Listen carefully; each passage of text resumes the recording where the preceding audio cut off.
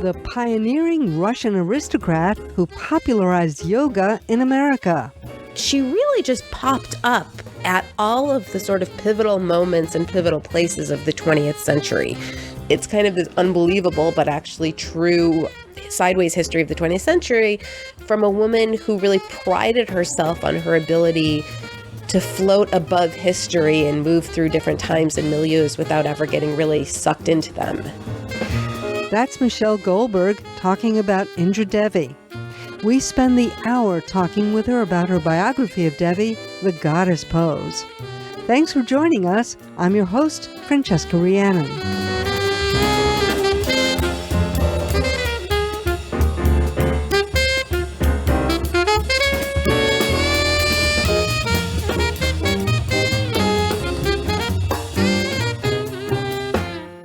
June 21st is International Yoga Day, so declared last year by the UN General Assembly.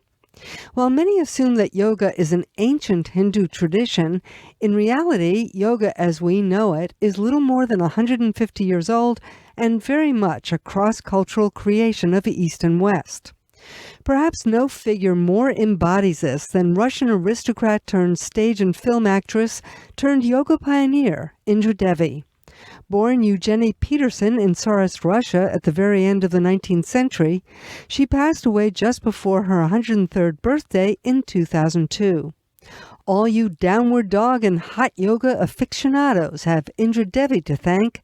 She was instrumental in bringing yoga to Hollywood, which then became the trendsetter for the health and fitness consciousness that imbues American-style yoga. It turns out that I have a personal connection to Indra Devi through my grandmother, which you'll hear about later on in the show. But because of that, I was thrilled when I found out that Michelle Goldberg had written a biography of the yoga maven. Goldberg is a writer and pundit I follow with particular interest. She was a guest on Writer's Voice back in 2006, talking about her bestseller about the Christian right, Kingdom Coming, and I enjoy her opinions on the culture wars and other topics when she appears on MSNBC and other such media venues. The Goddess Pose, The Audacious Life of Indra Devi, the woman who helped bring yoga to the West, is a terrific read about a fascinating and iconic figure of the 20th century. Michelle Goldberg, welcome to Writer's Voice. Thank you so much for having me. You are a political commentator. You've written influential books on the Christian right, on abortion rights. What led you to write a book about Indra Devi? So initially, and I write this in the introduction, I didn't so much want to write this book as I wanted to read this book. I've been doing yoga since my mid-20s. It's very important to me. It's something I learned in India as I wrote, just really because there was no other sort of exercise available in the small town in the Himalayas where I was living. And so, I kept practicing yoga as I came back to New York. It kind of helped me through, covering many stressful elections, writing these books that had me often in a state of kind of slow boiling rage. But I also have a skeptical kind of secular mind. And I knew that a lot of what I was being told about the origins of yoga in my yoga classes sounded dubious. And I also just know from having spent a lot of time in India that the sort of yoga we practice here in the West, particularly the sort of really sweaty, fast-paced vinyasa style that I practice, is just not that prevalent there. And, one of the explanations for that you'll hear in classes is, well, Indians have lost touch with their heritage. But that's just not true. If you've been to India, there's like very few other countries in the world in which people are so in touch with their heritage. And so I kind of had the sense that there was something else going on here. And I really just wanted to read a sort of secular book about where did yoga really come from and what is authentic and what isn't, and what is true about the efficacy of these poses and what isn't. And I went out, I was procrastinating at work, looking around for something like this. And I came across Indra Devi's New York Times obituary, which sketched the outlines of this extraordinary life that spanned the 20th century. And I said, I'm just going to go on Amazon and buy a book about her. And I went on Amazon, it wasn't there. And for years, I would say to my agent, you should get somebody to write this book. It's, I can't believe nobody has written this book yet. And it's not necessarily the kind of thing that I do. But then in 2008, Obama had just been elected president. I was under the extremely mistaken impression that the culture wars might calm down for a little bit. I had just written my book about reproductive rights. I was a little bit burned out on constantly being in a state of slow boiling rage and looking to do something else. And I just decided that I was going to be the person to write this. As you say, her life spanned the 20th century. She was born in 1899, died at the age of 103. You call her a Zelig-type character. Why? Well, she died just before 103. So she was born in 1899 and she died in 2002. And she really just popped up at all of the sort of pivotal moments and pivotal places of the 20th century. So, first she's an aristocrat who flees the Russian Revolution. She becomes a cabaret performer in Weimar, Berlin. She follows a guru to India and hangs around the edges of the Indian nationalist movement and has a flirtation with Nehru and meets Gandhi. Then she ends up in Shanghai during the Japanese occupation. She's teaching yoga in Madame Chiang Kai-shek's bungalow. After that, she's in Hollywood in the 40s and in the 50s, where she's teaching Greta Garbo and Gloria Swanson. She has an ashram in the 60s during the counterculture. She becomes the kind of chief Western emissary for an enormous Indian cult during the 1970s. Again, a time when a lot of people were getting very into Indian cults. During the 80s, a time of tremendous ferment in Latin America. She pops up in Panama, where she plays a really important role in the ultimate American invasion and the removal of Noriega. And so it's just this strange sort of sideways history of the 20th century. Oh, I forgot to mention she shows up in Vietnam during the Vietnam War. She's in Dallas when JFK is assassinated. It's kind of this unbelievable but actually true sideways history of the 20th century from a woman who really prided herself on her ability to float above history and move through different times and milieus without ever getting really sucked into them. One of the most fascinating things about your book, actually, The Goddess Pose, is that you are not only talking about Indra Devi's life, but you also are talking about these really profound cultural currents and their development and the connection between them. So first I want to ask you, before we dive into that, where does the title come from, The Goddess Pose? And then maybe start at the beginning. Tell us just a little bit about Indra Devi, her origins, and then how she first began her journey. Well, the goddess pose, it has a number of different meanings, right? The goddess pose is a yoga pose. Indra Devi, her name itself is a little bit, I'm a little bit torn about how to pronounce it, because classically you would pronounce Devi, Devi, but everybody pronounced her name Indra Devi, and so I'm always a little bit torn about how I should refer to her. But Devi means goddess. And in her case, it was a screen name that she took when she became an actress in silent Indian cinema. Often actresses in silent Indian cinema took the last name Devi. And it also, I think, refers to the fact that yoga has become, while it started out as this discipline of solitary male Indian ascetics, it's become such a part of kind of contemporary women's culture, and it's become, if you go to a kind of a modern class, it's full of these cosmopolitan urban women whose lives are much more in the tradition of, say, an Indra Devi than they are in the tradition of, some of the, famous yoga teachers like Krishnamacharya or BKS Iyengar or, these very well-known Indian men. Yeah, so she began in a privileged position, but not exactly one that one would think would lead to this kind of story. In fact, the Russian Revolution is something that she always credited with helping her break free of her origins. What were those origins? Well, she was a minor aristocrat. And so she had a mother who was a tremendous free spirit. Her mother was an actress. She divorced her father shortly after her birth. And her mother, she had her when she was 16 and then ran off and abandoned Indra Devi, who was then known as Eugenie Petersen, because her father was actually Swedish, abandoned Eugenia with her grandparents. And so Her grandparents were very determined that she not follow in her mother's footsteps onto the stage, which is what she dreamed of doing. And she had a sort of sheltered and, kind of conventional childhood. Her father worked for the police. And it wasn't until the Russian Revolution shook everything up and sort of, it meant that they lost everything. And it was very traumatic. And I think probably more traumatic than she really makes it out to be, because she has a way of making the past into this sort of picaresque adventure as she retells it. But it also did free her and open up all these possibilities to create her own destiny. So the Russian Revolution happened. She ended up in Berlin, wherein you really, I think, begin this story of bringing together the Occident and the Orient.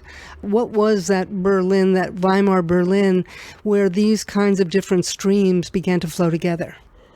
Well, it starts even before Berlin with the creation of Theosophy, which was a movement created actually by a Russian woman, the kind of fabulous, itinerant, possibly a great fraud, but also clearly a brilliant innovator, this woman named Madame Blavatsky, who teamed up with an American, Henry Steele Olcott, and they founded this movement that was meant to unite the great truths of all the world's religions. And it was really the precursor to all of today's New Age movements.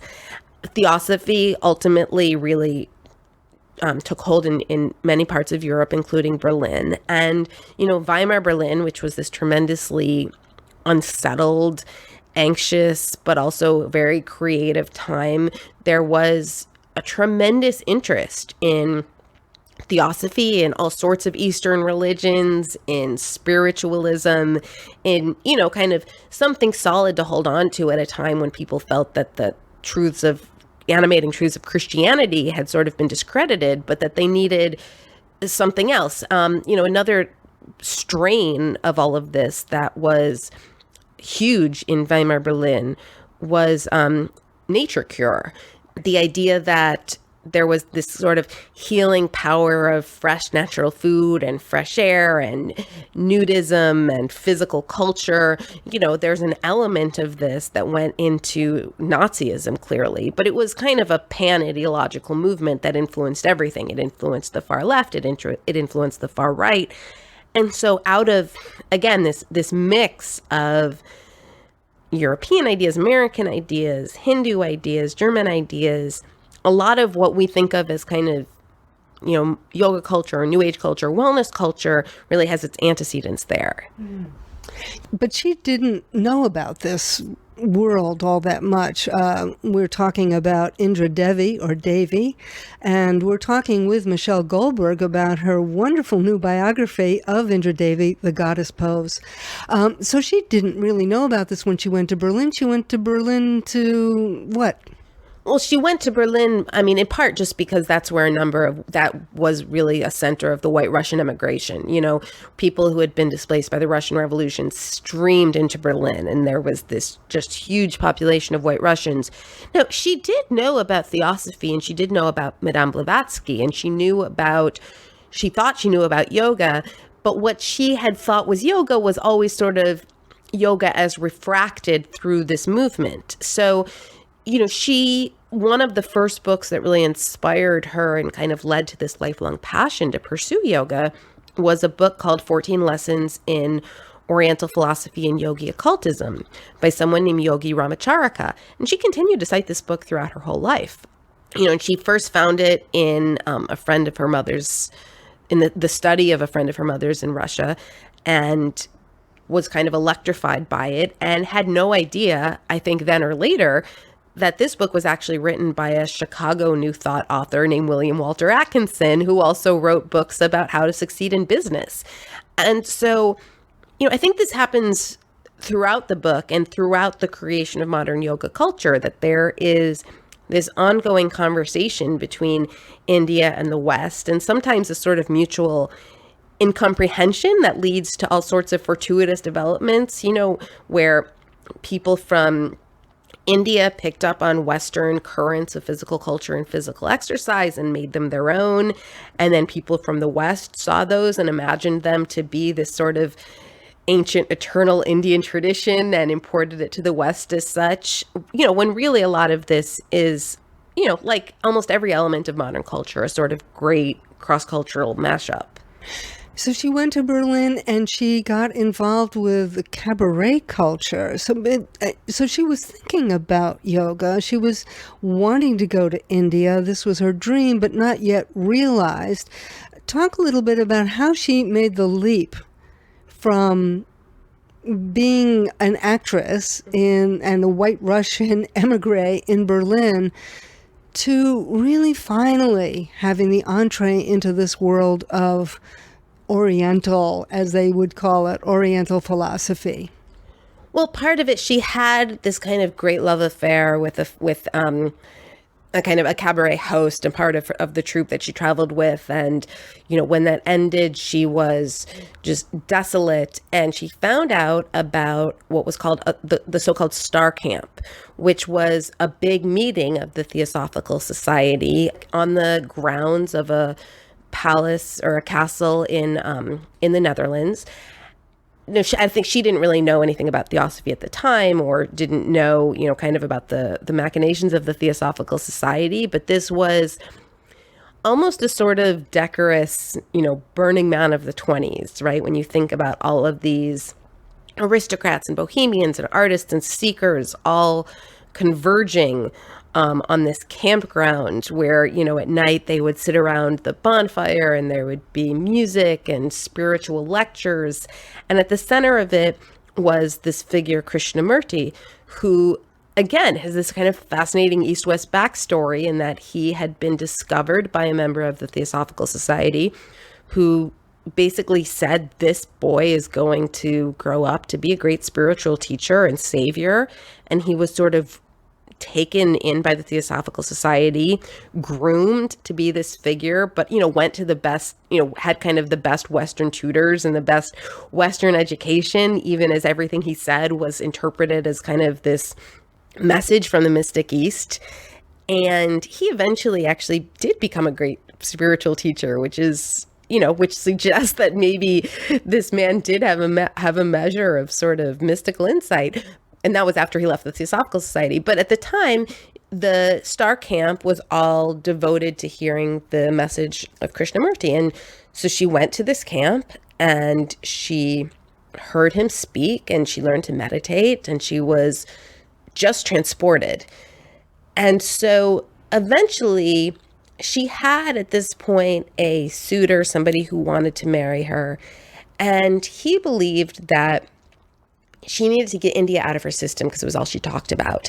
And I think he thought that if he could send her to India, she would realize that India was not what she imagined it. And, so he sent her to India to go to with the Theosophical Society. That's where she landed. And with the understanding that then she would return and they would get married. And instead she went to India and found that it kind of exceeded her wildest imaginings, and she was in love and, kind of never wanted to live in Europe again. Just before leaving Krishnamurti, he is a very interesting personality, and one that, as I was reading this book, The Goddess Pose, Michelle Goldberg, reading this audacious life of Indra Devi, I could see a kind of something that was, they shared something, and that was that they each had a really independent spirit. I mean, Krishnamurti had been, as you say, groomed from childhood, but he actually had a different message about spirituality that he gave, and I wonder if you could say that. It seems to me one that Indra Devi would have really respected. Well, I think in her own case, there was maybe a duality, because on the one hand, like Krishnamurti, she really resisted any attempts to turn her into a spiritual leader, to build an organization around her.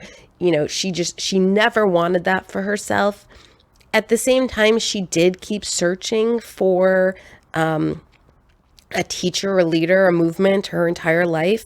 And so, what Krishnamurti did, which is really quite remarkable, is that after having been groomed from childhood to lead the Theosophical Society, he broke with it and denounced it and sort of said, truth is a pathless land, I think is what he said. And you need to come to it yourself. These organizations, these structures aren't going to help you. They're only going to kind of impede your freedom. And so he was very much sort of decried all organized religion, including the religion that had been organized to deify him, which is a remarkable thing to do, right? I mean, somebody kind of raised from childhood to believe that they are, not a god, but someone with, sort of divine capabilities, I think in a lot of cases would become a monster, and instead he really forsook all of these privileges, all of this power that he had just been handed, because he felt that it was impeding the spiritual growth of the people who were looking to him, which again, I think is an amazing thing to do. And she did something similar in that over and over and over again, she would kind of have an identity and, people who were looking to her as a teacher, and she would have, she would kind of build a life somewhere. And then when it no longer served her, or when she felt it was time to move on, she would simply, kind of float away from it. And, part of this was by necessity, right? Because early in her life, she lived through a number of historical calamities, and she was a stateless person, and she had to start over again and again and again. But she turned it into a sort of spiritual principle, and she was able to keep doing that until the very end of her life. We're talking with Michelle Goldberg about Indra Devi, the woman who turned Hollywood onto yoga. Goldberg's biography of Devi is titled The Goddess Pose. Contrast that to one of her later gurus, Sai Baba. In some ways the polar opposite to Krishnamurti. I wonder if you could talk about that. We're going to leap ahead in time a little bit before we go back. Talk a little bit about her relationship with Sai Baba and, the independence that she ultimately was able to assert there as well. So Sai Baba was an immensely powerful Indian guru. For a time, he was the biggest of what are sometimes called the Indian godmen. These men who are kind of recognized as gods on earth and develop these huge organizations around them. She actually became the person who spread his fame throughout the West in the 1970s. She had a huge role in kind of making him one of the most famous and well-known Indian gurus. Now, he wasn't as well-known as, say, the Maharishi Mahesh Yogi, because he never came to the U.S. He had his ashram in Puttaparthi, and the only place he ever traveled were to visit a couple of the Indian diaspora communities in East Africa. But in a way that made him even more appealing to some Western seekers, because you really have to go on a pilgrimage to see Sai Baba. And he was this short, strikingly jolly, sort of beaming little man with this huge and kind of uncharacteristic afro that looked like, this kind of black halo around his head. He was this immensely appealing figure that she first heard about when she was passing through India on her way to lead this somewhat ill-considered series of meditations in wartime Vietnam, which my sense is that they didn't go as, she was kind of constantly leaping into new situations and imagining that things would work out for her. But I think even she couldn't sort of show up in Saigon at the height of the Vietnam War and expect this warm welcome, or expect to be received without a lot of suspicion from all sides. And so I think that the way that she gave meaning to that misadventure was to say, well, no, the whole point had really been because this is what led her to Sai Baba, because she heard about Sai Baba on her way to Vietnam, and suddenly in Vietnam believed that she had to return to India and see Sai Baba. She was drawn to him. And like a lot of people, upon meeting him, she was, really bowled over. And I've heard these stories again and again. I've been to Sai Baba's ashram. I'd been there actually even before I'd ever heard of Indra Devi. And you hear these stories from people who say, I was so skeptical. I came here on a lark. And the moment he looked at me, I knew he was God, or I knew that he was divine. And he would perform these sort of magic tricks, like, materializing jewelry or little statues or things that sort of any, two-bit magician could probably do. But when he did them, it seemed to, a lot of really smart people that just to be obvious signs of his divinity. And so she quickly became one of his devotees. She would lead groups of Americans or groups of Westerners on trips to meet him. People she was with would be kind of guaranteed special treatment, special access to him. She became, one of the very few women in his inner circle, spoke about him all over the world, wrote a book about him. And, for a long time, I think she was aware of the whispers about him. The whispers? So this was something, as I said, I had, as a reporter, been to Sai Baba's ashram before I had ever heard of Indra Devi or before I ever imagined writing this book. And one of the things that struck me when I was there is that it really didn't take very long for me to learn, as an outsider, that he had a reputation for molesting adolescent boys. And some of the devotees kind of frankly acknowledged this, but saw it as part of his, either as a test, kind of, can he break the most cherished of their taboos and retain their faith? If God can demand that Abraham kill his son, surely Sai Baba can test his devotees in this way. Or else they saw it, they believed that he was releasing their kundalini energy, or kind of removing, lifetimes of accumulated karmas. So, but the fact that he was actually doing it was a somewhat open secret. I don't think it was quite as much of an open secret decades ago. In part, you didn't have the internet, and so you didn't have information spreading. But, the whispers were there, and, at least one of the young men who he molested told me about kind of having a conversation with her where he sort of saw on her face that she was suddenly understanding what was going on. And he demanded unwavering obedience, something that she ran into head on. So how did she free herself in some way from, how did the break come between her and Sai Baba? Well, she found a new guru. And so she ran off to go meet a new guru who was sort of positioning himself as the Sai Baba of Sri Lanka, Premananda, who even looked like Sai Baba, but, had many fewer followers, and kind of, so she could be even more of an intimate and even more influential. Sai Baba would sort of freeze people out and play a lot of power games and, kind of criticize people out of nowhere, which was understood as to be a way of keeping you on your toes and keeping you in line. She went to Sri Lanka. She became sort of besotted by Premananda. When she went to Puttaparthi, she would talk about Premananda, and the Sai Baba organization said, you can't do that. You have to choose. You can't be sort of a Sai Baba insider and also, be talking up Premananda.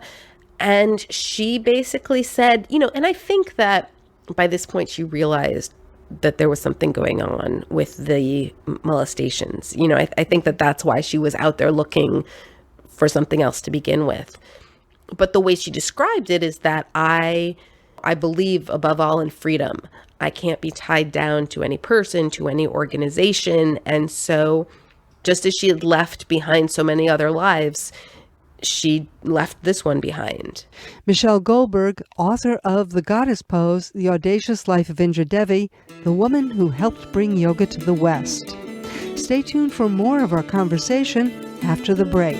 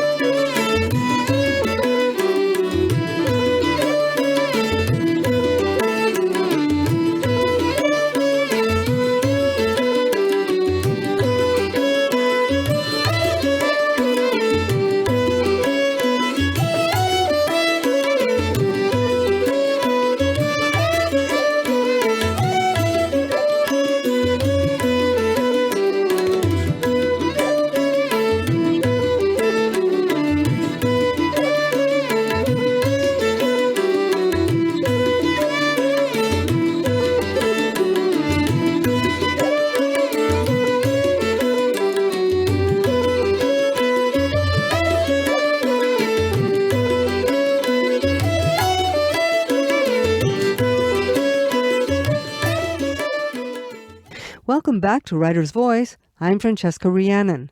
We're spending the hour today talking about a remarkable woman, the yoga pioneer Indra Devi, with Michelle Goldberg, who's written a terrific book about Devi. It's called The Goddess Pose.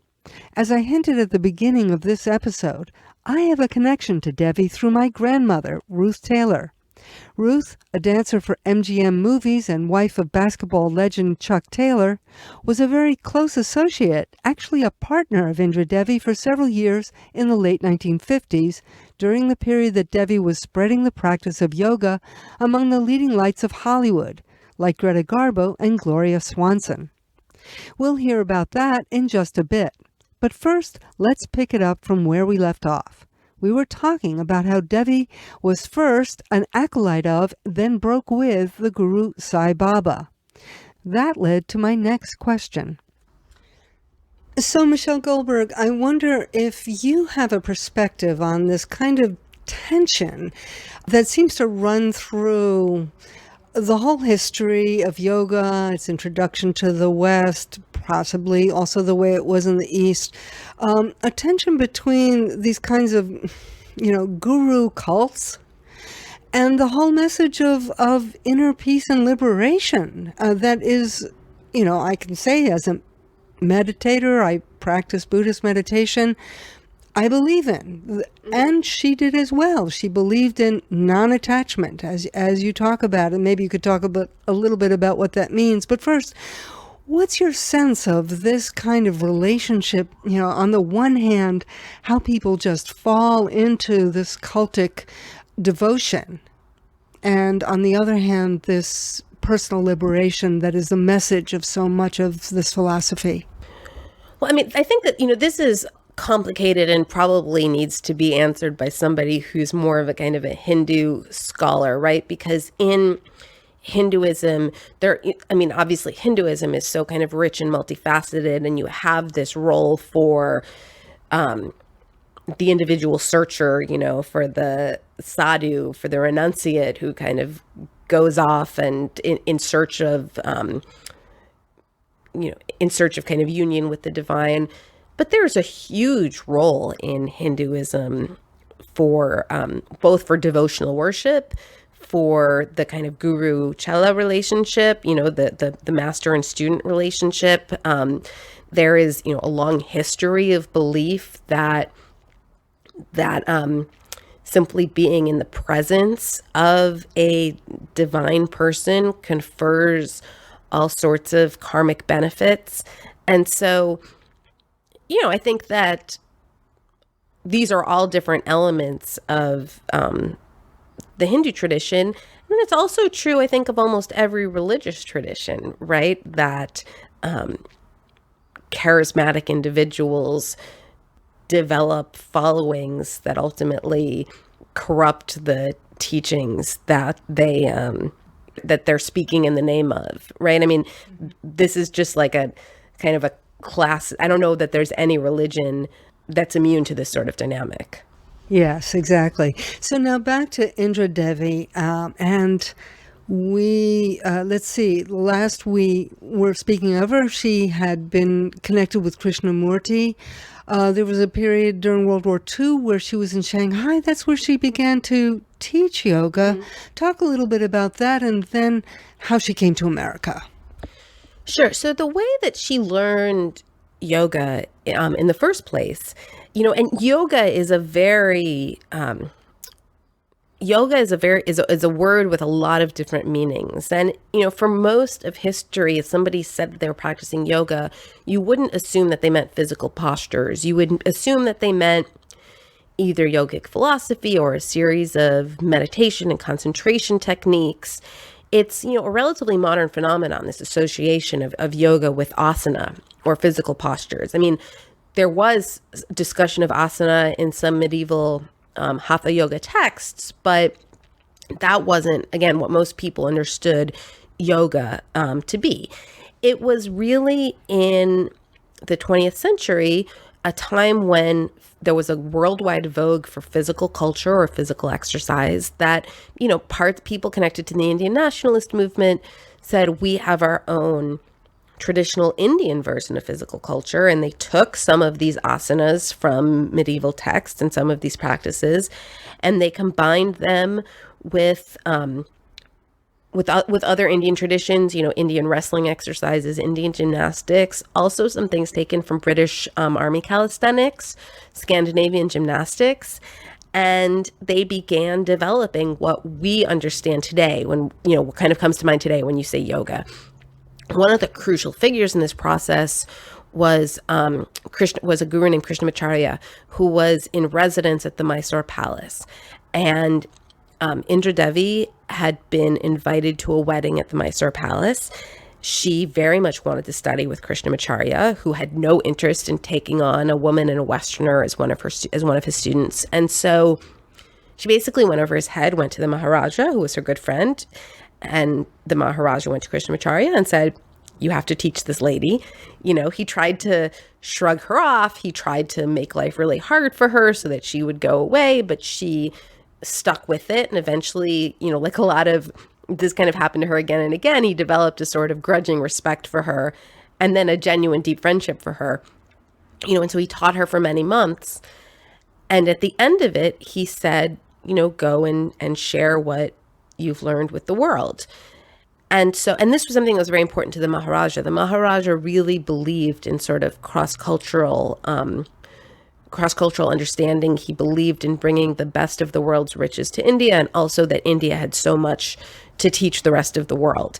And so Indra Devi was married to a Czech diplomat who had been in India, but then he was posted to Shanghai, and so she was moving to Shanghai. And so she, in keeping with what her guru had told her to do, opened a yoga school there, much to her husband's mortification. But she opens this yoga school, and at first nobody knows what yoga is, so there's no students, but she, she was an immensely charismatic woman. People were always attracted to her. There was always people who wanted to help her. And eventually she kind of becomes part of the Western diplomatic community. And there was at the time a huge foreign presence in Shanghai. Shanghai was a divided city. Part of it was controlled by the British, part of it was controlled by the French, and part of it was controlled by the Chinese. And because it was this sort of divided city, you didn't need a passport to get in. And this is World War II. And so all sorts of refugees were flocking there. There was a huge White Russian community, which, she also would have felt comfortable in. And there was a huge Jewish community because Jews who couldn't go anywhere else were ending up in Shanghai. And so in this community, she opens up a yoga school. And soon she has all of these students, again, mostly among the American and British diplomatic community. But, she also has Jewish students. She has a kind of a Russian Jewish lover. And she was in Shanghai for 8 years, even though she writes very little about it in her memoir, but it's where she got her start, and it's where she made some of the connections that would ultimately lead to her fame when she finally, after World War II, relocated to Hollywood. It's interesting. I'm going to introduce a little personal element in here. It turns out that my grandmother was a close associate of Indra Devi for several years. Traveled with her, just the two of them, to spread the word, and also taught in her school. And so it was, in the process of, after you came out with this book, Michelle Goldberg, that I decided to look into my grandmother's folders that I have of her archives where there are newspaper clippings. And one of them really talks about this vision that they had that yoga could be in fact the philosophy that could end the Cold War. Well, yoga played a really interesting kind of role both in the United States and in the Soviet Union. And I should say that, Indra Devi's life was so broad and so rich and full of all of these characters that, as you know, I didn't even know about your grandmother until you brought it to my attention. I have a feeling that as this book moves out into the world, there will be other things like that, because even though I spent 5 years piecing her life together, there was so much that she didn't write about, and that there's no record of, or at least no public record of. And, one of the things, it both kind of gives me a sinking feeling when I find out these things and think I would have loved to have put them in the book. But it's also, I'm sort of hoping that more of these things come to light as this book moves out into the world. So about the Cold War, there was a number of different interesting Cold War resonances, I guess, in her life. I mean, Indra Devi was not political. She was defiantly apolitical. She believed, again, in kind of floating above world events. And, the only ideology she was interested in was that kind of flowed from yogic teachings. And yet she also really wanted to bring yoga to the world. And so she would sort of do that in any way that she could. In the United States, she wanted to teach yogic exercises to the military, in the hope that it would make them more effective. And, she was very interested in teaching yoga to big businesses, to corporate America. There was a factory in Dallas that enacted kind of daily yoga breaks under her tutelage. At the same time, she taught yoga to the Kremlin.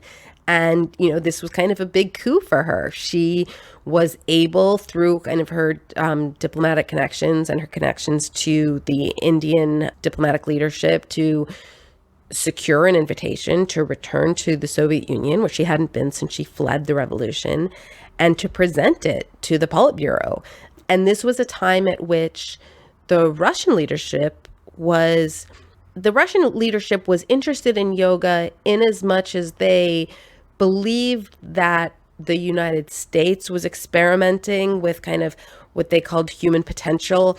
They believed that the United States was kind of using things like psychic powers and was taking kind of mysteries of Eastern occultism and weaponizing them, and that they sort of had to do the same thing. And so there was this huge interest in learning how to take techniques of the mystic East and use them to strengthen Russians for the struggle, whether that meant, learning breathing exercises that would help Soviet cosmonauts, or trying to develop psychic capabilities.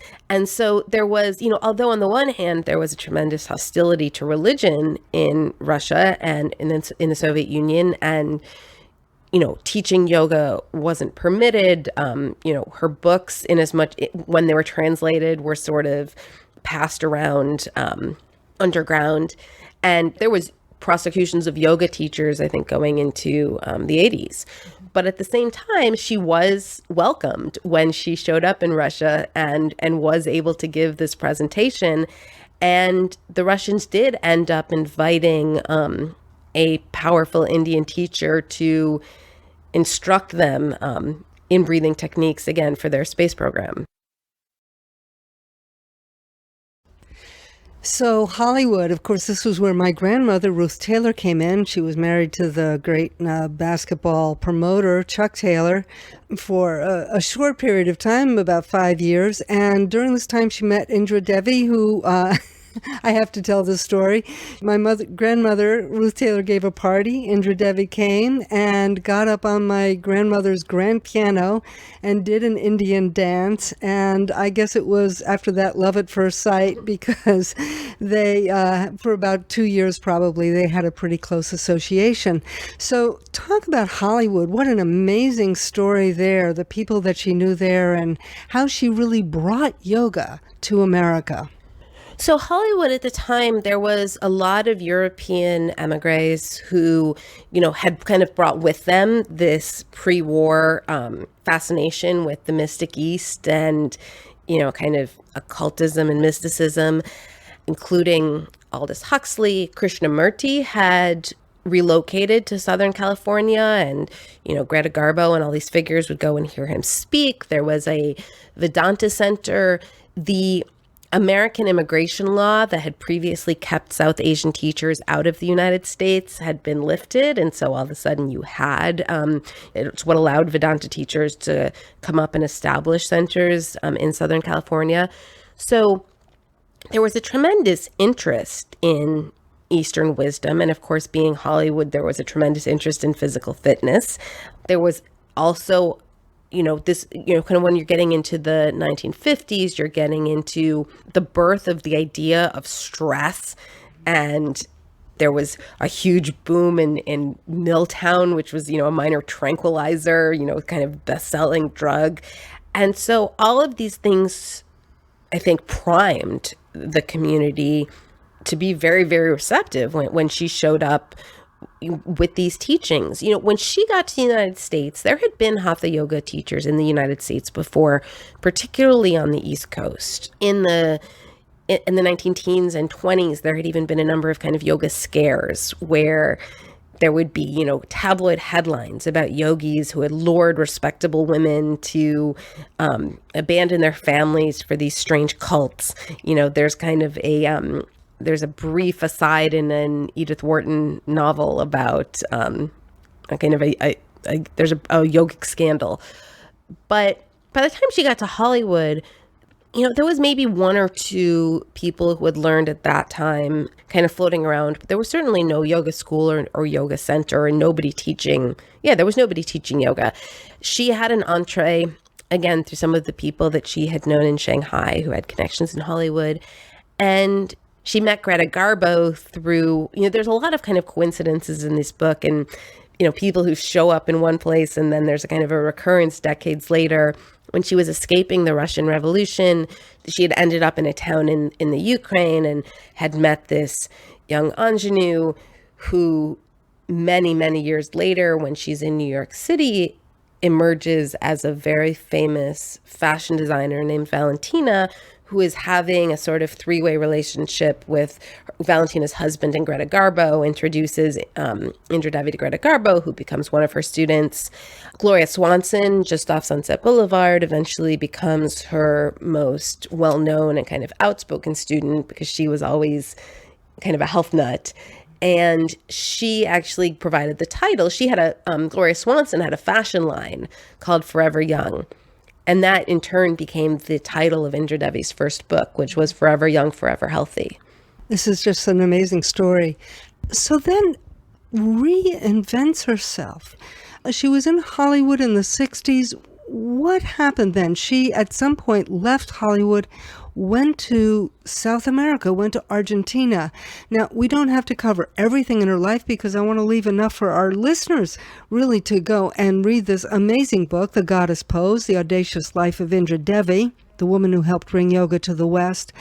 But this is also a very interesting example of reinvention, of how she ended up in Latin America. Talk a little bit about that. Well, so that was much later. That was after her break with Sai Baba. She, as I said, there was something about her that people wanted to help her. They wanted to be around her. She had this sort of magnificent charisma that carried her through her life. And at a certain point, she met an Argentinian rock star named Piero, much, much younger, instantly besotted with her. And he suggested that she moved to Buenos Aires and start a new life in her 80s. And she decided to do it. Kind of the things that had been keeping her tied to the subcontinent were gone. And yeah, she was ready to start over. And yes, and in this, it's a very different culture. At some point, there's a marvelous part in the book where she goes at some point to Panama. And there's a scene where she's talking with the second in command to Noriega about yoga. And, he's just at first is just completely uninterested in what she has. And she has this technique that she uses to convince him. I think it was very telling.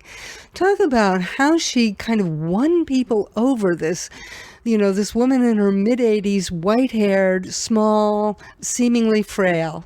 Well, yeah, and this is Roberto Diaz Herrera, Noriega's second in command. And I went down to he's still alive. I was able to go to Panama and interview him. We spoke over several days.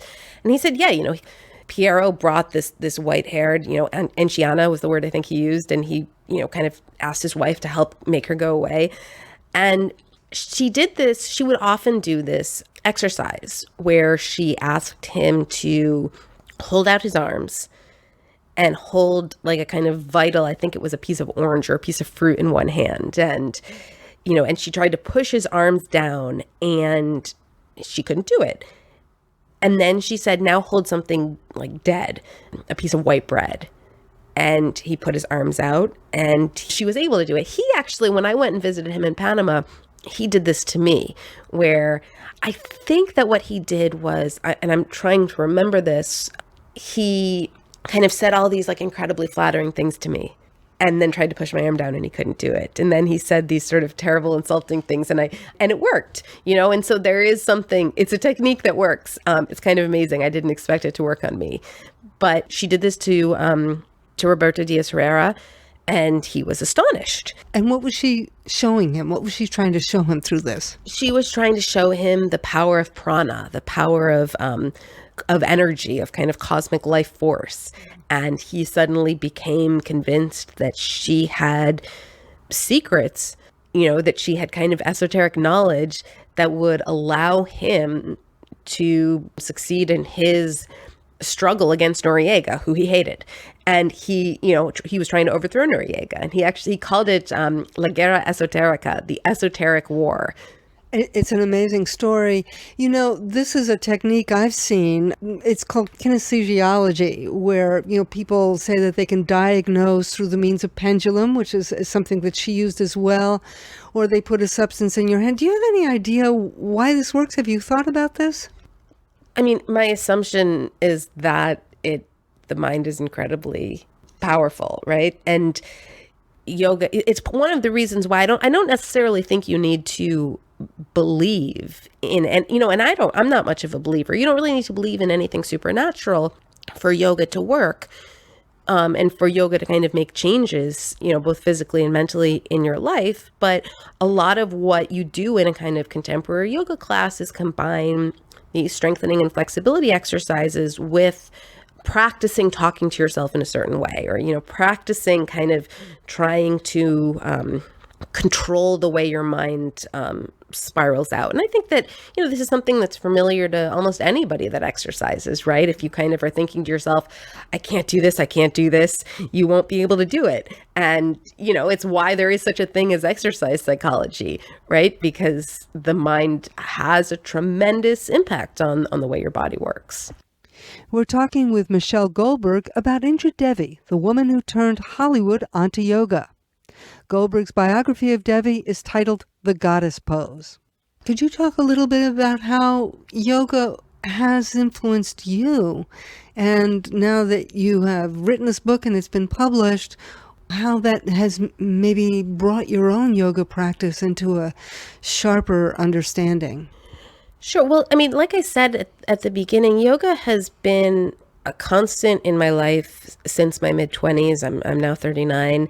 It's something that is tremendously important to me. I mean, I'm still not really very good at it, to be honest. Part of the reason I never thought of myself as the kind of person who would take up yoga is because I've always been hideously inflexible, and now I'm just maybe very inflexible.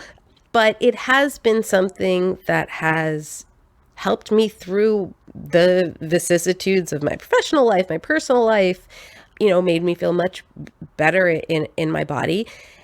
And, on the one hand, there's obviously a certain sort of demystification, to learning where yoga really comes from and learning that, there is sort of no authenticity to a lot of these poses that we're doing. And, that there is no historical precedent beyond maybe 150 years ago for, say, sun salutations or the warrior poses.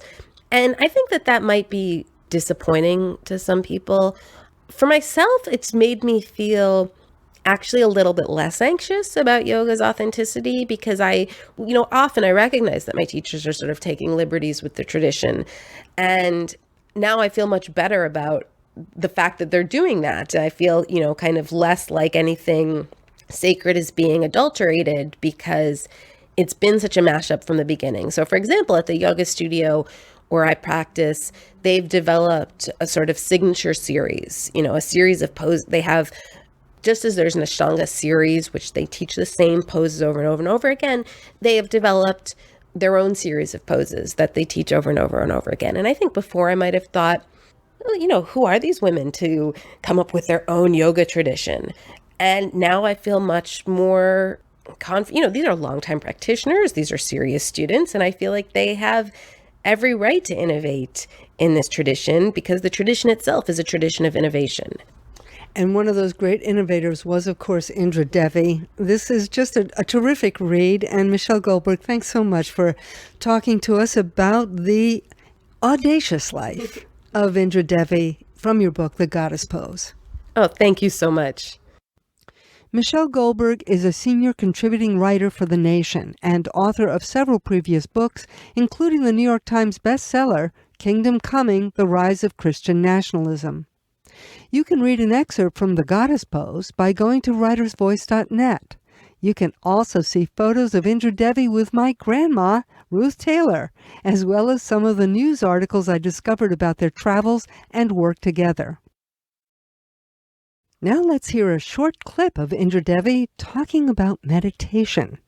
Before we start on the meditation, I would like first to explain you what meditation is, and then we will do a little exercise on concentration, because most people in the Western world are not taught how to concentrate their thoughts, and it may be rather difficult for them to start to meditate at once.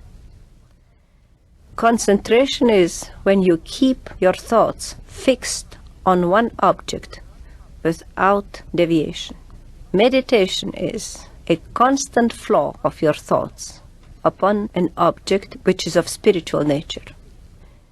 You can concentrate on anything you please, but you couldn't say that you are meditating on a Cadillac or a mink coat or anything else. It should be always of a spiritual, elevating nature. Very often people ask what the difference is between meditation and prayer. Actually, when prayer stops to be begging, when you do not ask for any favors, when you do not remind, give me this and give me that, but you are lost in the ecstasy of adoration, then prayer becomes meditation. Then it is a true losing yourself and coming as close as possible to the object of your meditation. If you continue begging, reminding of the favors you want to be receiving, you are making a division between the one you are asking and yourself as a glorified beggar. In meditation, you ask for nothing. You just contemplate until you come so close to the object of your concentration or contemplation that you become almost one like it. That was Indra Devi talking about meditation. Go to writersvoice.net for a link to the whole talk by Devi. That's it this week for Writer's Voice. Go to writersvoice.net to listen to or download past shows, plus find out more about our guests or read book excerpts.